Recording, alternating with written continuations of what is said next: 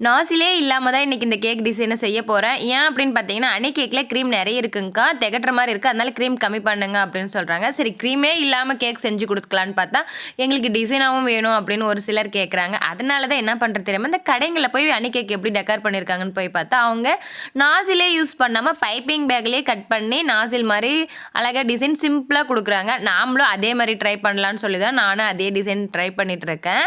ரீசென்ட்டா வந்து பார்த்தீங்கன்னா, நான் லீஃப் டிசைனுக்காக ஒரு நாசில் வந்து வாங்கியிருந்தேன். அது லீஃபே எனக்கு வரவே கிடையாது. இந்த மாரி நான் வந்து பைப்பிங் பேக்லயே கட் பண்ணி ஒரு லீஃப் டிசைன் வருமா அப்படின்னு சொல்லிட்டு ட்ரை பண்ணேன். சூப்பரா லீஃப் மாரியே வந்திருந்துச்சு. அதிலிருந்து நான் இதே மாரி ட்ரை பண்ணலான்னு தான் இந்த மாரி கட் பண்ணிக்கிறது.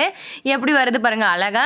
இந்த கேக் டிசைன் எப்படி இருக்குன்னு சொல்லிட்டு கமெண்ட் பண்ணுங்க. நான் தர்மபுரி டிஸ்ட்ரிக்ட்ல கடத்தூர் பொம்படி சரௌண்டிங்ல கேக் செஞ்சு குடுத்துட்டுருக்கேன். உங்களுக்கும் வேணும்னா கீழ இருக்க வாட்ஸ்அப் நம்பருக்கு வாட்ஸ்அப் பண்ணி ஆர்டர் பண்ணிக்கோங்க. நெறைய பேர் என்னோட யூடியூப் சேனல சப்ஸ்கிரைப் பண்ணாமயே பார்த்துட்டு இருக்கீங்க. மறக்காம சப்ஸ்கிரைப் பண்ணிக்கோங்க.